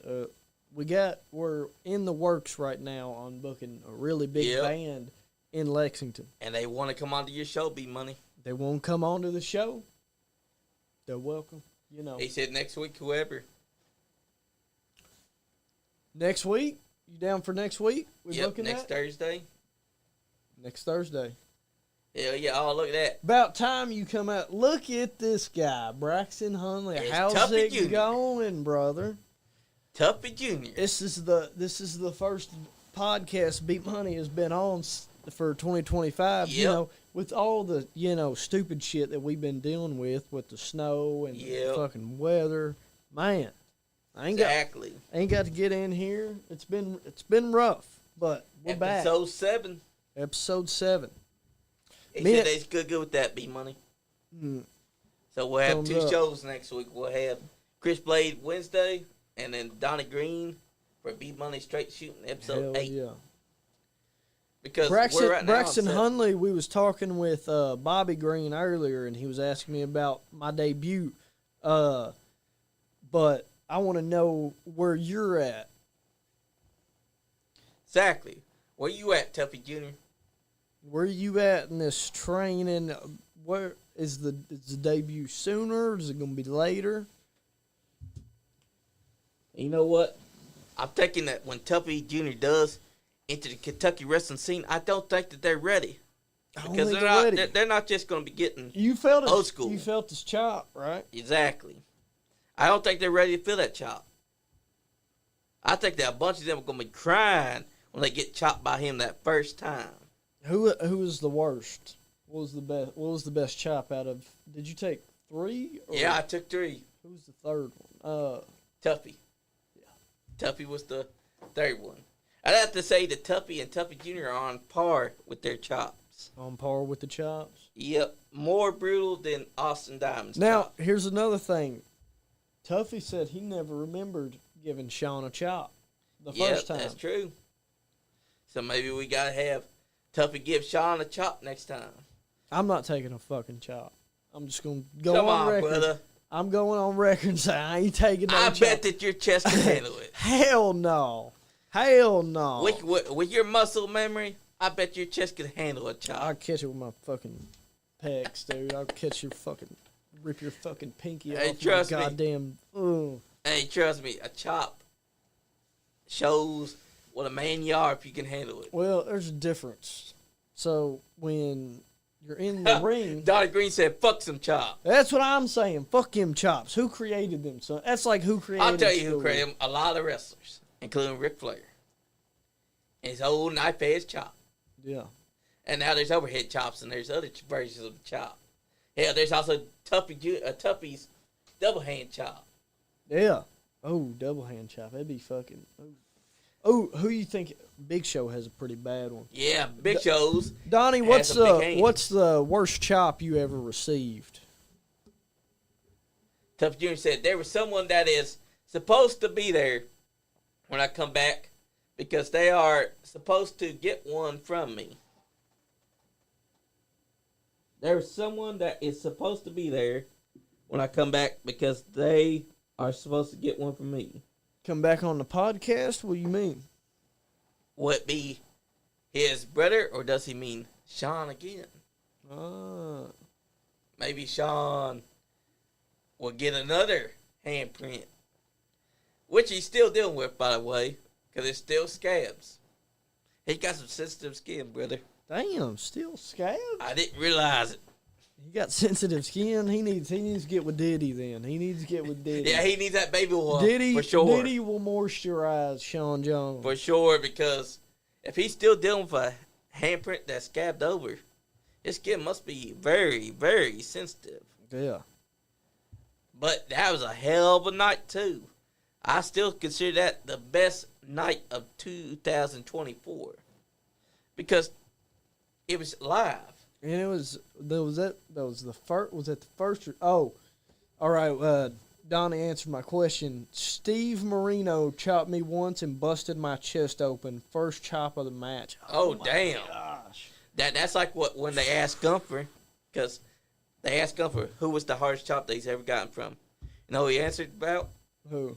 Penta. Really? Yep. Damn. He said on the first chop that Penta ever gave him, it busted his chest wide open. Damn. And that's high praise. Yeah. Because Gunther's a chopper, man.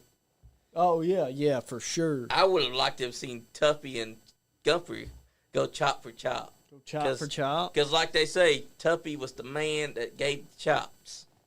See, that's what we need is we need you know how UFC has slap fight? Yep. We need WWE to make a chop fight. Yeah, or some shit. a chop fight. So we see who's got the best shot. Last one standing would have the best chop.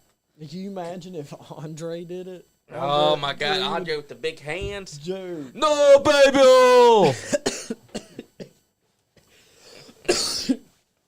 No, baby. That's right. And the one that wore the baby hole was Macho Man Randy Savage. And he did not like that motherfucker one bit. We all love Macho Man. But Andre did not. Did not. Because Macho Man liked to wear that baby oil. No. I guess so Diddy party stretched back as 1980s. Yeah. Damn, Diddy was doing all that. Doing all of it. Oh, he said Tuffy chops wasn't bad, but he did a double chop that was the one that sucked. Oh, shit. So, yeah, fucking double chop would be terrible. Yes, because you got two hands doing Or you ever been smacked in the back really hard? That sucks, too. Yes. That sucks. And there are guys that do chops to the back of your neck, too. Man, rest in peace, Ellie John, but he was one of my wrestling coaches. He was African. He at the time he was training MMA, and so he's like big, just jacked. Like I think he fought at like 180, but he walked around at like 220 or something, just jacked. And it was right before my first city championship match. Dude, he goes, "Good luck." Takes both hands and just fucking bow. Oh, Dude, shit. my whole body just fucking was like, ugh. And then I had to go out there and wrestle right after that with his fucking big handprints on my back after he did that. Yep. It hurt so bad. The double chops are no It joke. caught me off guard, too. I didn't know he was going to do it, and he just fucking, bam. It felt like I don't know, wrung my whole body. Yeah. The double chop is definitely not something that is pretty. Yeah. And not a lot of guys do the double chops, but when they do, it hurts like a shotgun blast. Yeah. Oh, who was it that I seen? I seen Larry D one time.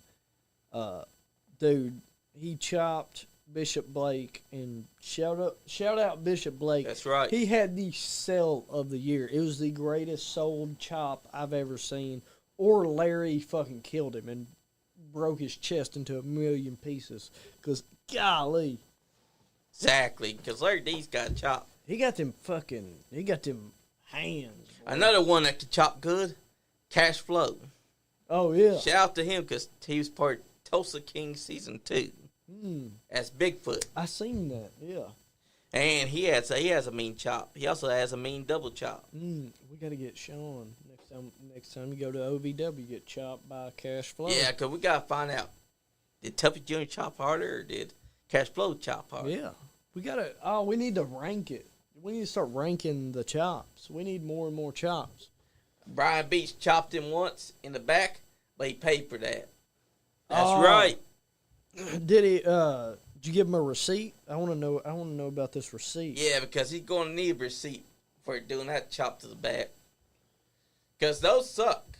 Those are worse than you chest. probably don't see them coming unless somebody calls them. You know what I mean? Yeah. Unless somebody calls that oh fuck, I'd be, because like you know when something like happens and it like kind of hurts and it's unexpected and you just get pissed off, like really, like I feel like that would just Exactly.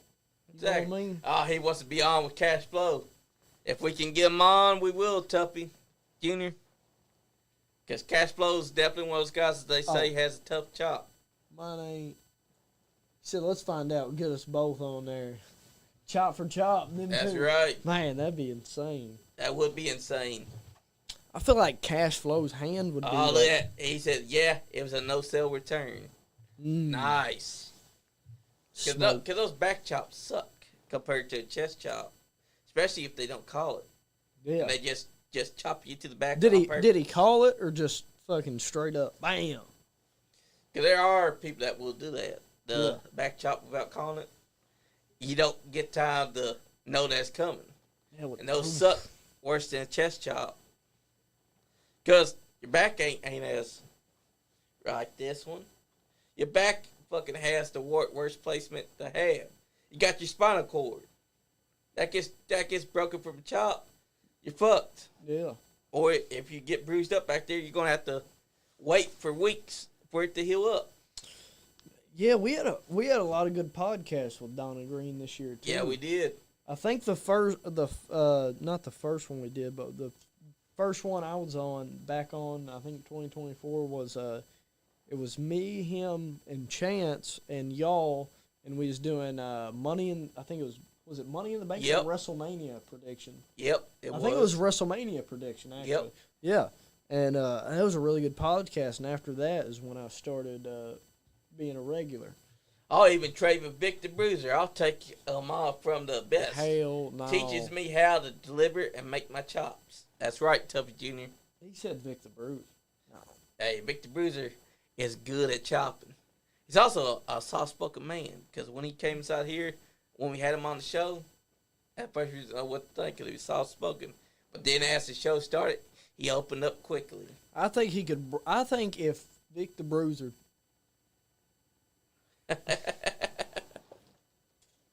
He said, take your ass to bed. Take your ass to bed, ho. But I think that the chops to the back is worse than the chops to the front. I think I'd rather skydive than take a chop from Victor Bruiser. Yeah. Bruiser, honestly, I'd rather skydive. Also, skydive compared to being chopped by Cash Flow. Yeah. Because they say that he has some powerful chops. Fucking louder than that. But that's because Cash Flow's been doing this since he was for IWA, Mid-South.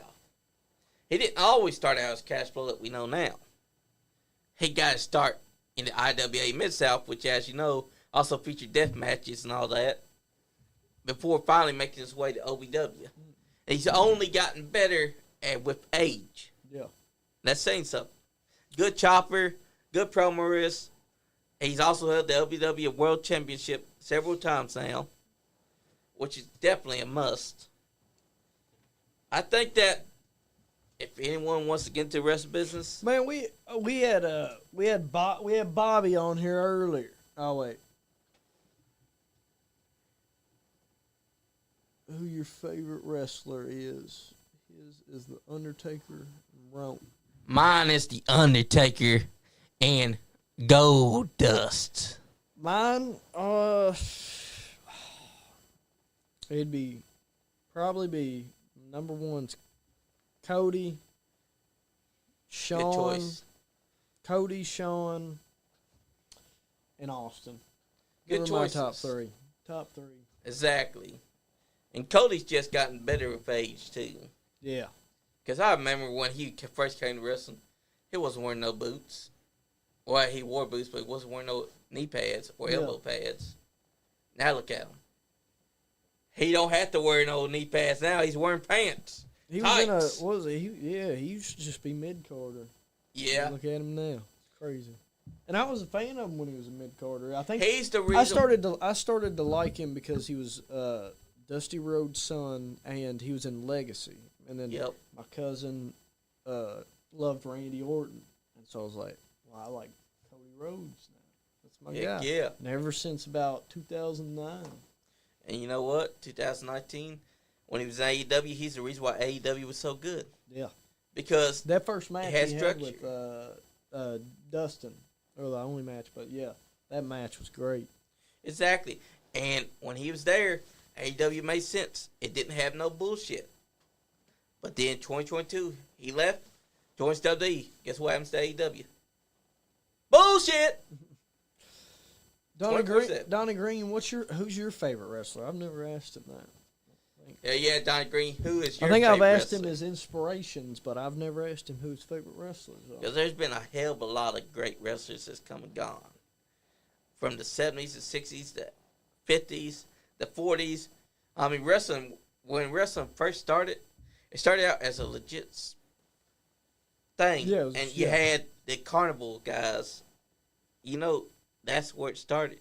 With the chalk, that's where Mark started. And it's just gotten even better. Ric Flair, Arn Anderson. Arn Anderson's another one of my favorites. He would be my third. I actually did an impression of Arn Anderson. It's damn good. I did for Kara, our fan. yeah. It was damn good because I cut the promo the one day he did WCW at the NWA had first form that they attacked the Four Horsemen. He comes out and the Four Horsemen are just beating the hell out of the guys that's supposed to be WCW guys behind him. He's cutting his promo. He's saying this and that, and he's talking about we live and breathe WCW. And he says when you send one of our guys to the hospital, we send two of theirs to the morgue. That was a hell of an ending to a promo. I cut that promo for her. Nice. Word for word. Nice. It was a great, great time because Arn Anderson is the man. The spine buster. It took me a couple times to get the lines on the Kevin Nash, but Hey, you did great. I did it. Yep. It was good. How many takes did we do? We only did a couple, though. About 3 or 4. Yeah, it was only 3 or 4. And it was good because you got the... I think Are I you can. kidding me, dude? I think I can. I literally. So when I borrowed Andy's vest for that, it's been in my car. It was in my car forever.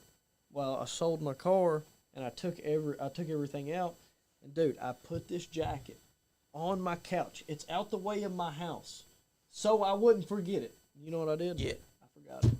Oh, shit. Forgot it again. Oh, It's man. been like how many months, dude? It's been a few.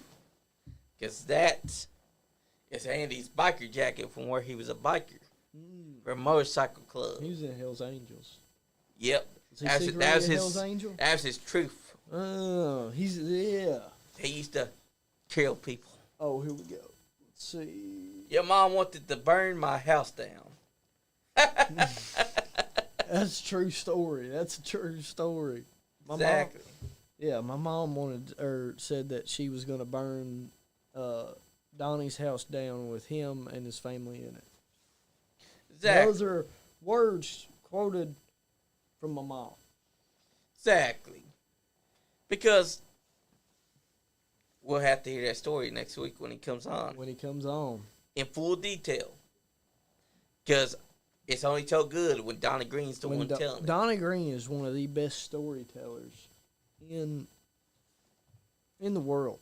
In the world. I love hearing these guys come in here Me and tell too, stories. because everybody that we had in for really any older generation guy that we have come in here, they always are great storytellers.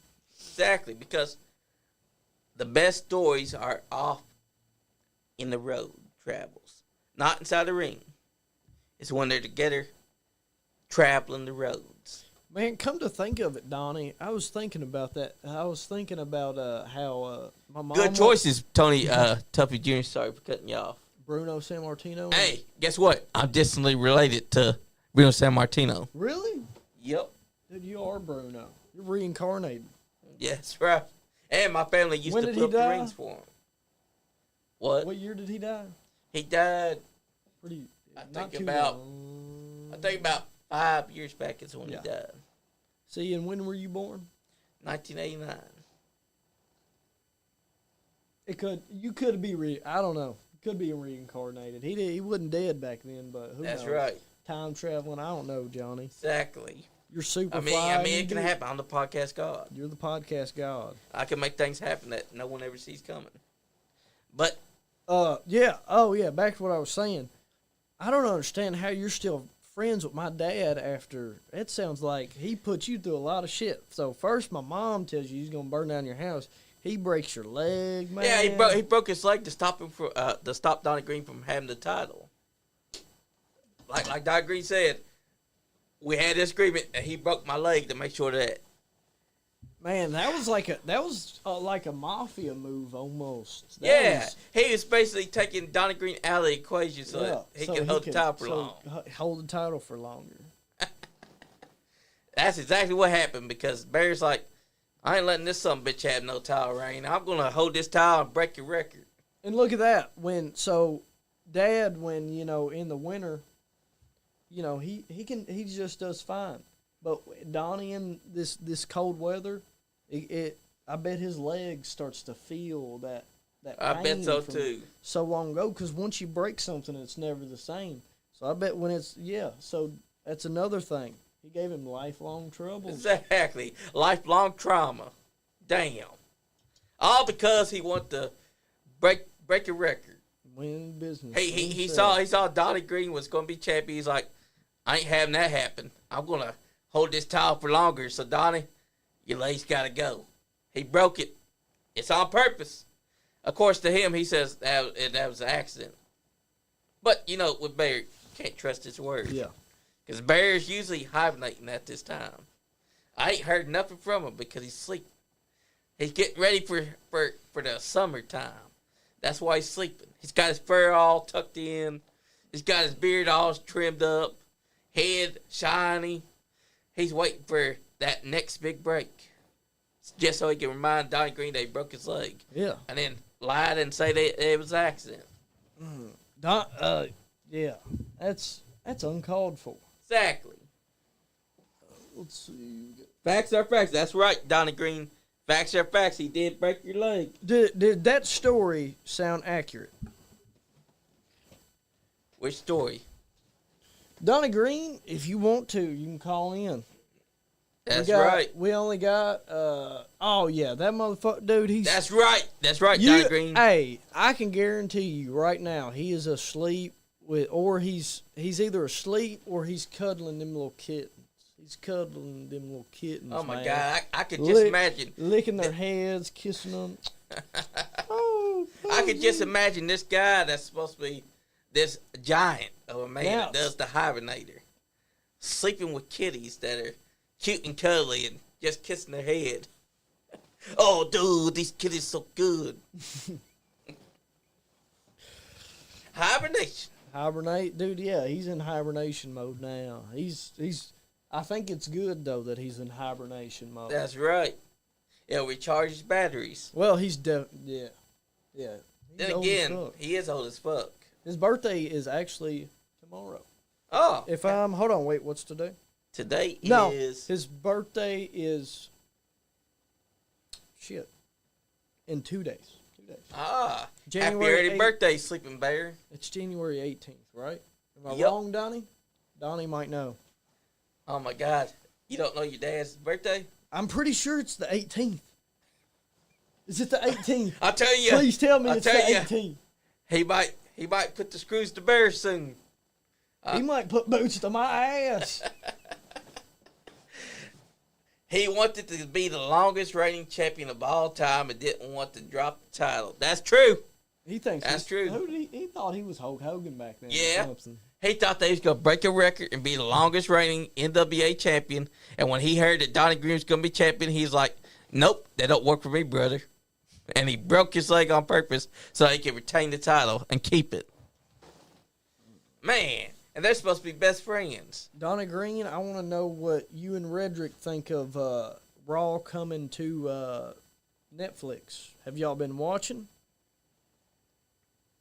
It's been a hell of a time since they came on. I think, yeah, we've talked The we've drone talked about it a couple shots, times, the but yeah. presentation. I love the drone shots. Yeah, you just brought that up. That is, And I think that's really cool. And they've had some hellacious matches since it started. One of my favorite cameras though is the POV from the turnbuckle. That's one of my favorites. That's my favorite too. When it's on the turnbuckle and they come close, I like that. Did you see the one from last Monday where they were doing a street fight, and they had the camera where it was shown as they're going off through the table, Finn Balor and Damian Priest. Yeah. That's a hell of a shot. Yeah. And then, like, they'll do the, here we go. You get a chop, Bmoney, if you get his birthday wrong. Oh, no. Hold on. Bmoney's percolating, trying to make sure that he knows his dad's birthday. He's looking. He's trying to confirm it. He's like, oh, hell no, I ain't getting no chop. No.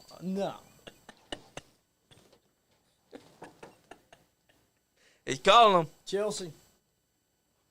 All right. Dad's birthday is January 18th. Am I correct?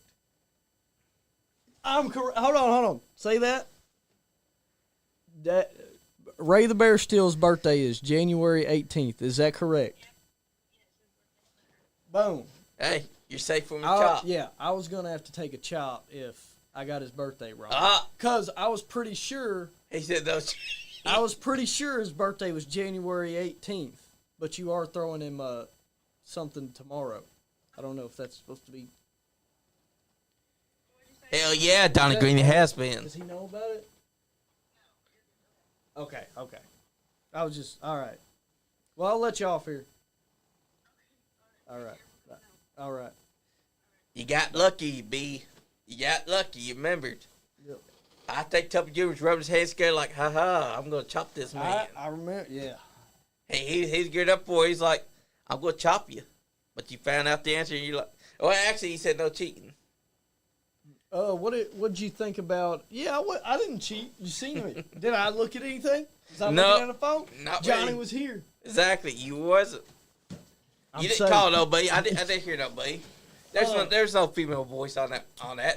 It's just Siri trying to tell him the time of the day. I wanna know if you've seen the Penta Gable match, Donnie and Redrick. I'm saying the name correct, right? It should be. Should be. Redrick. But I think that's been a hell of a time on Netflix since they started. It feels like we're inside an era where professional wrestling is once again hitting a golden peak. And it couldn't have come at a better time because now this man's gone from it. Tony Khan's being a shill was stop doing my drugs and stop snorting the coke. Tony, for the love of God, choose someone to do booking better than you. But he won't because AEW's his playground, his action figures. So we ain't never going to see anything good from it. Man, that was an intense moment on the podcast. I thought I was going to have to take a chop there. I thought so too, man. I saw you sweating beads. I was sweating. I saw the sweat run down your that head. heater's working though. That heater is fucking working though. Yes, it is because it's keeping the podcast studio nice and warm. It was a little cool in the studio when we came in, so we had to throw the heater on. That's right. It's comfort in the studio. But you know what? I think that when you saw that you were going to have to take a chop, the sweat started going down your head, and you were like, "Oh God." I thought he was going to say take a chop from Dad. Oh shit! I don't know how Dad.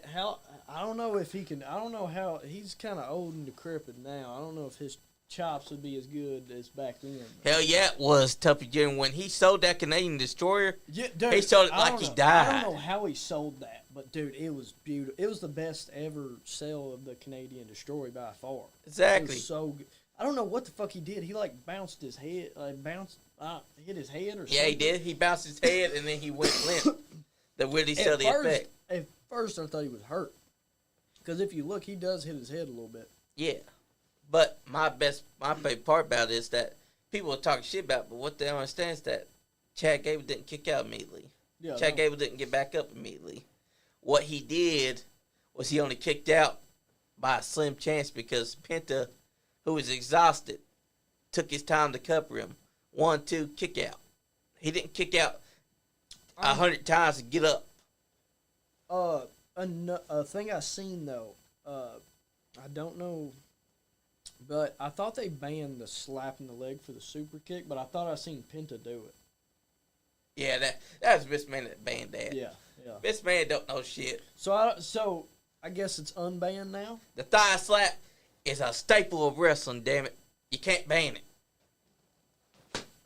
Shout to Jack Vaughn. If you can, if you can pull off a thigh slap. No one's gonna do it like Shawn Michaels though. No. Let's be real, because when Shawn Michaels hits the sweet chin music, you barely see it. If you can pull off a leg slap, it's perfect. But if you fucking suck at it, don't do it. Exactly, because there Don't are fucking several. do it. It's stupid looking. The thing that I love about WWE now is that they brought Penta in. Yeah. Before, Vince McMahon would have looked at Penta and been like, "Huh, I ain't bringing him in." Yeah. Because it's Triple H. Triple H saw money. Triple H realized, if I can get this guy here in WWE, not only can I book him better, but I can make sure that the fans invest in this man like he's something special. Because, think about this. In AEW, Pentagon Jr. didn't matter. Yeah, no. Sure, he was tag team champion. Oh, But did he ever reach any other peaks? Their match, I think they did a match, and I'm not a big fan of the Young Bucks, but they did a steel cage match with the Young Bucks. That's phenomenal. Great match. And then after that, it was nothing. Actually, their best one was when they took on Jack Perry and Luchasaurus. Oh, yeah. That was a hell of a one. Ray Phoenix actually, shattered his ankle, though, after that. Well, I think both of them got hurt, didn't they? They did. Yeah. And that's true. The Rock does slap his thigh every time he throws punches. What's your thoughts on slapping the thigh? As long as it's done correctly and you don't see it usually, it can work. The best example is Shawn Michaels. When he hit the sweet chin music, you never saw it because he'd have one hand hidden behind the thigh. And as the kick hits, his slap would be unnoticeable. Let's watch a super kick actually right now from That's Shawn right. Michaels. Show it, brother. Or let's watch a super kick compilation or some shit. Yeah, because let me tell you, Shawn Michaels had the best super kick. I think if you can hide it, then it's good. It's fine. It works. It makes a good sound. It good for the crowd. But if you don't, it is the stupidest fucking thing. Oh, it is, because watch this best super kick that ever exist. Thanks to Shelton Benjamin. This was a springboard. Watch this. Pay attention. Yeah, he does. Bam. You see, you didn't notice they slapped his thigh. Because when HBK does it, it's so unnoticeable because he's moving at the same time as his kick.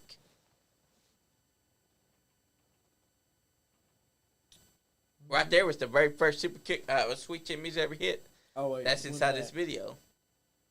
See, you barely noticed it. Now watch this. They're going to have other super kicks also. Because the sweet chin music was a special move. Oh, guess what? This is Ricky Starks. I know. Oh, yeah. This is Sean Spears. Ty Dillinger. Yep. Watch, he's about to get super kick. Saying. See, Ricky once Starks again, he was a security guard or something. Yep. That got beat up. He was. But if you notice, you're not seeing the thigh slap. Yeah. You know why? Because when he does the super kick, Ricky Starks, he was the guy who Ryback punked in the locker room. He smacked the fuck but Ryback's a pussy, so yeah. So that's not cool. Oh, watch this super kick. He was doing that bully gimmick. It was kind of funny though. I rip off. Bam. Yeah, see, he didn't even notice the thigh slap either.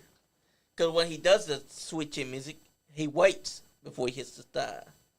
Because he's make sure that he's timed it with his leg.